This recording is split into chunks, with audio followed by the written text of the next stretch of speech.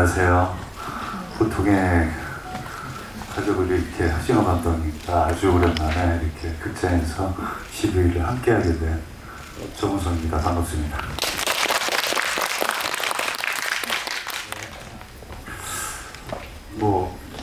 제 하진호 감독님 영화들을 쭉 이렇게 돌이켜 보면은 이렇게 관계를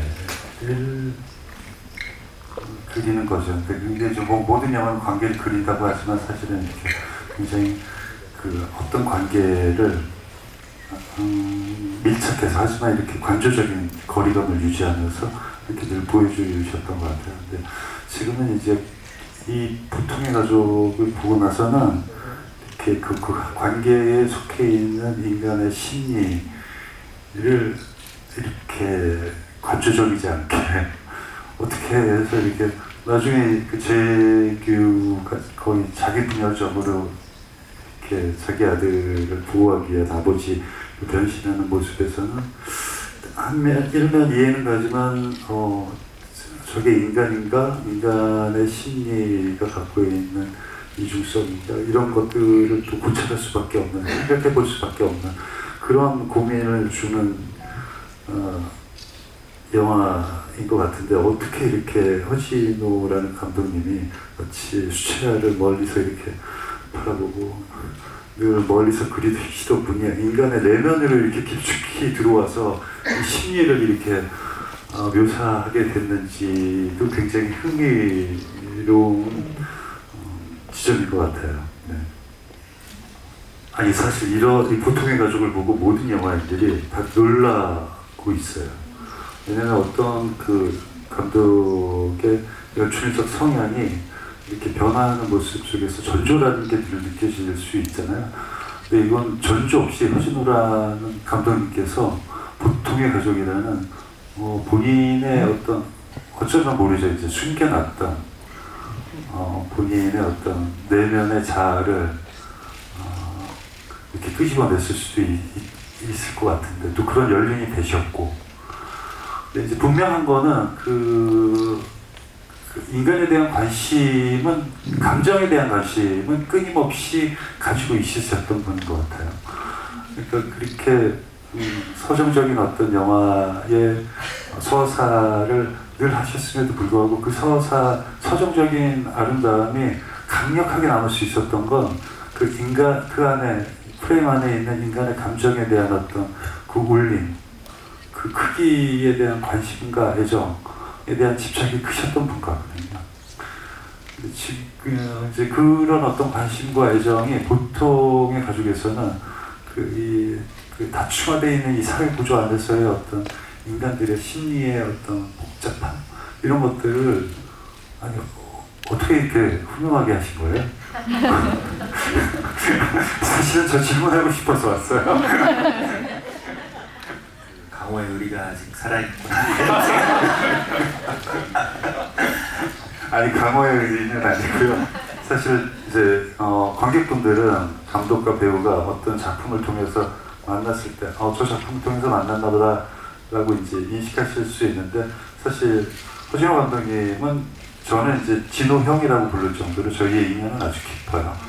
허진호 감독님 8월의 크리스마스를 준비할 때부터 저와의 인연이 있으셨고, 그렇기 때문에 감독님의 영화에 대해서 늘 애정을 갖고 얘기했고, 제가 이제 이건 공공연히 여러 인터뷰에서도 얘기를 했는데, 어느 날 비트라는 영화를 끝났는데 우노필름에서 8월의 크리스마스라는 시나리오를 저한테 보내왔어요. 근데 시나리오를 읽었는데 진짜로 이제 영화로 나온 정원과 달인 그 나이대의 설정의 시나리오였어요. 근데 제가 하면은 남자 주인공의 나이를 낮춰서 각색을 해서 수정을 해서 영화를 촬영하겠다라는 거예요. 근데 저는 그 시나리오를 읽었을 때 지문 하나도 바꿀 수 없는 아주 완벽한 시나리오라고 느꼈거든요. 그래서 저는 이거 못합니다. 저는 그냥 이거 영화로 보고 싶습니다. 그래서 이제 진호 형이랑은 못하게 됐고, 그 이후에도 이제 스케줄상 여러 작품들을 함께 할 수 있는 기회를 놓치고 그러다 이제 호우 시절을 같이 하게 됐죠. 호우 시절을 할 때는 이제 제가 약간의 사명감이 있었어요. 갑자기 보통의 가족 얘기하다가 이 둘의 서사가 갑자기 쭉 펼쳐지는. 궁금하실 거예요. 네. 진호 형이 그때 유명했거든요. 현장에서 오케이 컷을 빨리 안 내거든요. 그리고 그 이유에 대해서 절대 배우나 누구에게도 얘기 안 한다고. 그래서 그 호우 시절은 중국에서 짧은 정해진 시간 안에 영화 한 편을 빨리 끝내야 되는 미션이 있는 거예요. 그 시간을 넘기면 이 영화는 완성할 수 없는 거예요. 그래서 이제 제가 나름의 진호 형이 느린 속도감을 갖고 있는 허진호 감독님의 속도를 빨리 올려야 되는 임무가 있었어요. 그래서 옆에서 계속해서 모니터를 보고 고민하는 그 감독님 귀 옆에다가 왜요? 뭐? 빨리? 오케이? 한 번 더 가? 아니야? 이러면서 이제 촬영장에서 감독님을 굉장히 괴롭혔었죠. 보통의 가족을 보면은 그렇게 이제 인간은 누구나 어떤 그 이중적 모습이 있을 수 있죠. 근데 이제 그 인간이 가지고 있는 어떤 그런 모습과 함께 이 사회 안에서의 이 관계, 형성되어 있는 관계 안에서 우리가 쓰고 있는 언어에 대한 어떤 가치의 몰락, 뭐 이런 것들이 굉장히 아주 날카롭게 서 있는 것 같아요. 관심과 소통. 그러니까 그 재환과 그 혜은이 밥을 먹을 때 식탁에서 한마디도 안 해요. 서로의 이제 볼일을 보고 있고, 그래서 이제 재규 집으로 넘어왔을 때도 똑같아요. 그리고 이제 재규가 그 아들의 차 안에서 이제 아들의 의사를 묻잖아요. 너 아빠 병원에서 그거 할 거야? 그런데 아빠는 어떻게 생각해? 난 안 했으면 좋겠어. 사실 그 굉장히 그 재규의 어떤 원칙적인 이야기를 하는 것 같지만 재규 스스로를 위한 결정을 아이에게 그냥 강요하는 거잖아요. 거기에는 어떤 관심과 소통이 없잖아요. 그냥 상황에 있어서의 선택. 그게 누구의 입장에서 이루어졌다. 이런 모습들을 보면서 그러면 그 아이들은 지금 온전한 교육을 받고 있는 건가? 그 아이들은 어떤 그 부모와의 관계, 사회와의 관계 속에서 지금 이 시대가 무엇을 그들에게 강요를 하고 있길래 혜윤은 뭔가를 계속해서 획득만 하려고 하잖아요. 갑자기 합격했으니까 지금 자기의 잘못은 모든 것은 그 외면한 채로. 그리고 피해자에 대해서 아이들이 절대 얘기 안 해요. 자기의 감정의 아픔만 얘기해요. 시우가 아빠한테 처음으로 눈물을 흘리면서 정말 자기의 양심적 고백을 하나 싶은데 자기의 고통을 그때서야 이제 아빠한테 처음 얘기하지 피해자에 대한 얘기와 공감은 없어요.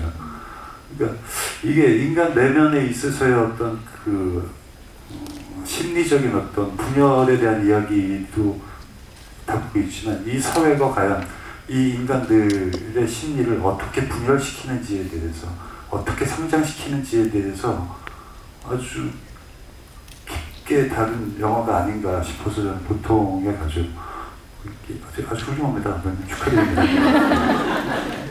외면적인 어떤 그 평가가 절대 평가가 될 수 없다라는 게 또 이제 영경은 보면은 NGO 활동도 하고 그리고 인간의 감정과 그리고 이 인간다움이 무엇인지 가장 통찰할 수 있는 입장임에도 불구하고 지수를 우습게 여기고 그 피해자인 노숙자도 그렇게 그의 고통과 그 피해자의 연관되어 있는 가족에 대한 생각은 안 하는 거죠. 어떻게 보면 이 사회가 그런 어떤 형태적인 평가에 머물러 있지 그 내면 속에 그 일을 하고 있는 그 사람의 어떤 서사와 그러니까 맥락이 상실되는 사회 속에서의 소리의 평가들만 이루어지고 있으니까 그러니까 그냥 그런 멋스러움, 보기 좋은 그런 스러움만을 추구하고 있는 그러니까 위선적인 모습인 거죠.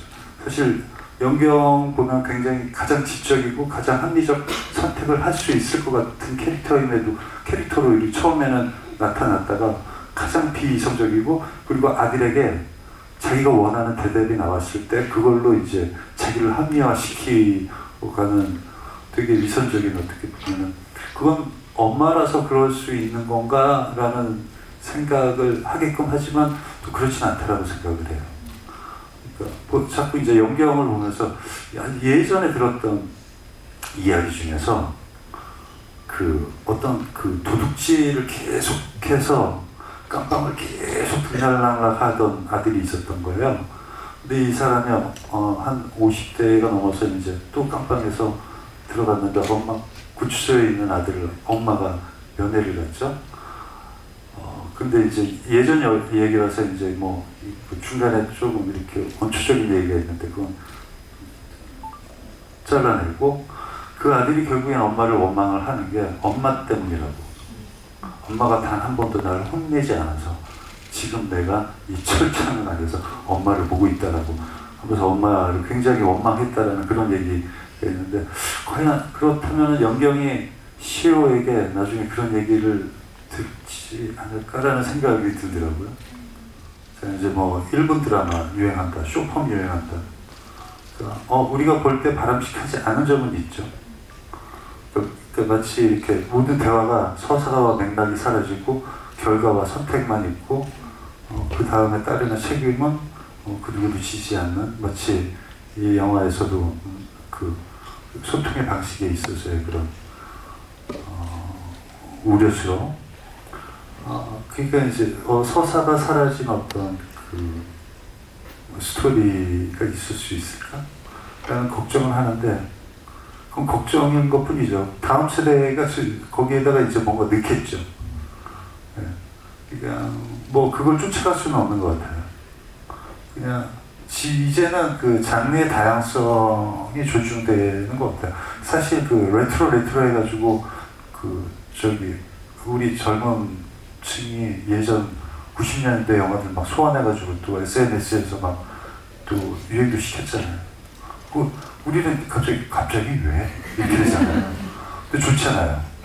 그리고 어떤 영화를 선택하는데 우려했는데 갑자기 그 어떤 영화에 열광해주고. 그러니까 답을 찾을 수는 없어요. 어떤 심리적 자극이 있었겠죠. 그 자극이 정확한 무엇인가를 원한다라고 얘기할 수도 없고, 그거를 따라가서 영화를 만들 수도 없고요. 그냥 우리 시대, 뭐 진호 형은 진호 세대, 저는 제 세대에 추구했던 어떤 그런 것들을 좀 더 깊이 있고 완성도 있게 완성해 나가면서 다양한 장르 속에 끝까지 존재하게끔만 하면은 되는 거라고 생각해요. 네. 제가 이제 시호하고 싶어요. 진짜로. 다들 영화가 완성됐기 때문에 어떤 저 캐릭터 해보고 싶다 이런 배우들은 아마 그런 일은 안 하는 것 같아요. 근데 이제 재규가 지금 말씀하셨던 어떤 고라니 이후에 재규가 심리적 변화가 일어났을까? 근데 저는 두 번째 영화를 보고 노숙자가 죽었다는 전화를 받고 재규는 그때 완전히 마음을 정했어요. 보니까 재규 입장에서 제가 보니까 재규는 약간 몽상가족 마인드도 있고 이상 완벽주의자인 것 같아요. 자기가 원하는 그럴싸한 그 사회적 어떤 인격체의 프레임에 자기와 안에 이 가족의 모습도 다 그려놓고 그 안에 있고 싶었던 사람인 것 같아요. 근데 이제 그렇게 깨질 것 같으니까 이 사람이 원칙주의자처럼 행동하잖아요. 또 원칙주의적으로 본다면은 이거 부도덕한 일이니까 아이를 자수시켜야 돼. 그게 더 완결성 지어지는 자기 캐릭터인 거라고 생각을 했을 거예요. 그러니까 재규의 어떤 그 첫 번째도 이 가족과 시효에 대한 고민과 배려보다는 자기가 그려놓은 어떤 가족의 모습을 추구하는 그 고민이 더 크지 않았을까? 근데 노숙자가 죽었어.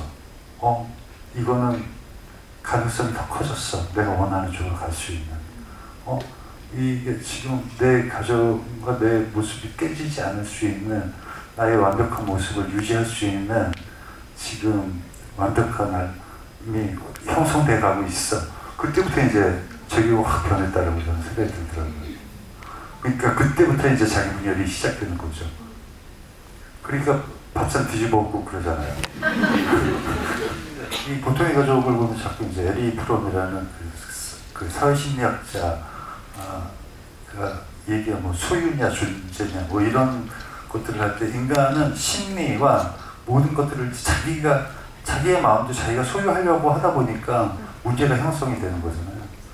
그러니까 여기 있는 재규나 특히 영경은 이 관계 그리고 자기가 먹었던 마음, 자기 스스로에게 자기가 기대했던 어떤 그런 모습 이런 것들을 다 완벽하게 소유하고자 하는 모습을 보이고 있거든요. 그러니까 그거에 대해서 오히려 그 조금 더 인간적인 모습은 재환이었던 것 같아요. 재환은 나는 사회적 동물이고 이 직업은 자본을 쫓아갈 거야. 그러니까 보통의 가족에서 보면은 종교 위에 이미 돈이 자본, 물질이 있잖아요. 아이들은 다 지금 물질을 숭배하고 있잖아요. 그리고 법률도 물질을 숭배해서 쫓아간다라고 재환이는 인정하고 있잖아요. 너무나도 이 사회에 맞는 인간적 형태의 현실주의자거든요. 근데 재환은 오히려 이 숫자가 죽고부터 이 양식이라는 게 이제 슬슬 올라오기 시작했던 거죠. 그러니까 이제 행위를 하잖아요, 자꾸. 찾아가 보고. 그 노모에게 가서 돈도 주고, 허겁지겁. 근데 이제 거기에 재환의 양심에 불을 붙인 게 그 딸의 그 음성이었던 거죠. 그러니까 소리가 감지됐어요가 양심이 감지됐어요, 재환에게는. 마침 재규 이야기를 하고 있는 와중에 재규가 오셨습니다. 장동건 배우님 깜짝 게스트로 오십니다. 박수 부탁드립니다.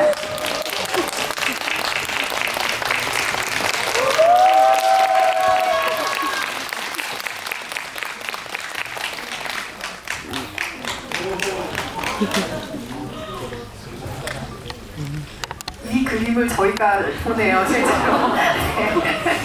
네. 지금 저희가 재규에 대한 아주 열띤 토론을 하고 있었는데 밖을 좀 들으셨죠? 네. 네. 그 사실 제가 오늘 그 스케줄상 못 오는 스케줄이었는데 혹시라도 제 욕할까봐 불안해서 그래서 네, 빨리 달려왔습니다. 동건 씨 욕은 안 하고 재규 욕을 하고 있었어. 안녕하세요. 반갑습니다. 장동건입니다. 좋은 얘기 많이 나누셨나요? 전 아까 10분 전에 와가지고 네. 얘기하는 걸 듣고 있었는데 지금 거의 사회학적 토론의 자리로 오늘 가고 있었습니다. 네, 조금 굉장한 급하게 자리였어요. 많이 갔군요. 네, 지금 오셨으니까 관객 여러분께 인사 조금 더 길게 나눠주시죠. 네, 거의 마무리 네. 중이고요. 관객 질문 받고 있었습니다. 네, 질문 있으시면 해주셔도 좋고. 네. 뭐 그래도 좋습니다. 네. 근데 뭐 얘기 다 나누신 것 같은데 어쨌든 뭐 그 자리 해주시고 이렇게 영화에 관심 가져주셔서 너무 감사드리고요. 오늘 우성 씨 또 오랜만에 이렇게 같이 공식적인 자리에서 같이 하게 돼서 너무 좋았고 네. 어쨌든 이 영화 많이 응원해 주시고 뭐 그런 얘기 이미 나오셨을 수도 있는데 그러니까 요즘 뭐 한국 영화의 어떤 뭐 다양성 이런 것들이 막 화두로 나오고 있는데 그러니까 제가 출연해서가 아니라 이 영화가 그냥 조금 성공을 거두면 뭐 한국 영화의 어떤 다양성 측면에서도 조금 뭐 이바지하는 영화가 되지 않을까 하는 생각이 있습니다. 그래서 여러분들이 좀 많이 응원해 주셨으면 좋겠습니다. 네, 감사합니다. 치매에 걸리신 노모가 그거조차도 약간 교차되는 느낌인데 그 재규는 자기가 올바른 선택을 하면서 살아온다고 믿었고 그걸 되게 중요시하는 사람이었는데 어떤 자기의 가치관에 따른 선택이 안 되는 순간 그 자식의 그 사고를 알게 된 순간 처음 아들을 만나서 하는 행위가 몰아붙이는 거였고 그 다음에 손찌검을 하잖아요. 손찌검을 했는데 치매에 걸린 어머니가 와서 여보라고 하는 게 저는 그때 그게 어떤 그 순간에 그러니까 그 치매 노모는 남편한테 폭력을 당했던 엄마였던 것 같아요. 그래서 그 순간에 자기 남편이 아들한테 보였던 거고 그리고 나서 조금 정신을 차리면서 저놈이 저렇게 순해 보여도 지독한 놈이야. 이게 결국은 어떤 그런 감독님 말씀하신 것처럼 어떤 그리고 질문하신 분처럼 뭐 3대를 간다 이런 게 그 폭력의 어떤 그 임팩트가 유전자에 남아있는 그리고 재규는 가만히 보면 처음에 그렇게 아들의 그때 손찌검을 하고 그 다음에 자기가 마음을 바꿔먹은 다음에 마지막 디너 장면에서 형한테 피해자와의 합의를 딜을 하죠. 그것도 자기 신념에 위배되는 딜을 했어요. 그리고 그게 먹히지 않으니까 형한테 욕을 해요. 그리고 그것도 먹히지 않으니까 마지막에 그런 극단적인 선택을 하게 되는 건데 저는 그게 약간 그 본성 그 탁월한 본성이 그런 사람이었을 거라고 생각을 하고 연기를 했어요. 네. 네, 이렇게 또 좋은 영화로 이렇게 GV를 함께 할 수 있게 돼서 너무 기쁘고요. 8번 보신 분, 주변에 애착 관람하신 분들과 함께 영화에 대한 어떤 토론의 방도 온라인상에서 만들어서 영화에 대한 어떤 이야기 나누시면 더 재밌는 영화가 되지 않을까라는 생각이 들고요. 아직 영화 한참 상영 중이니까 주변에 좋은 입소문 많이 부탁드릴게요. 감사합니다.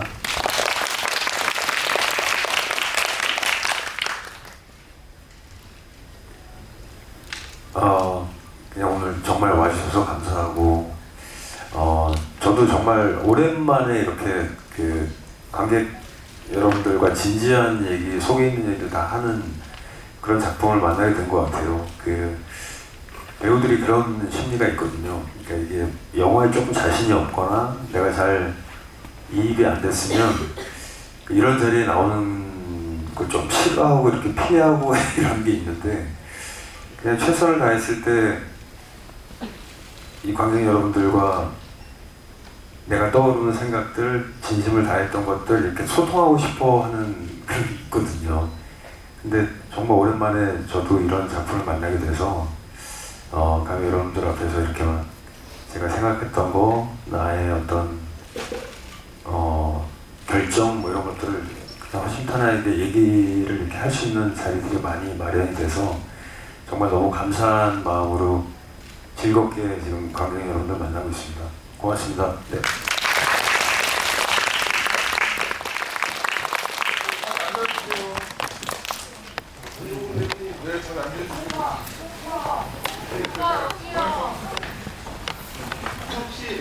빨리 앉아주세요. 지금 퇴장 좀만 이따 할 겁니다. 네.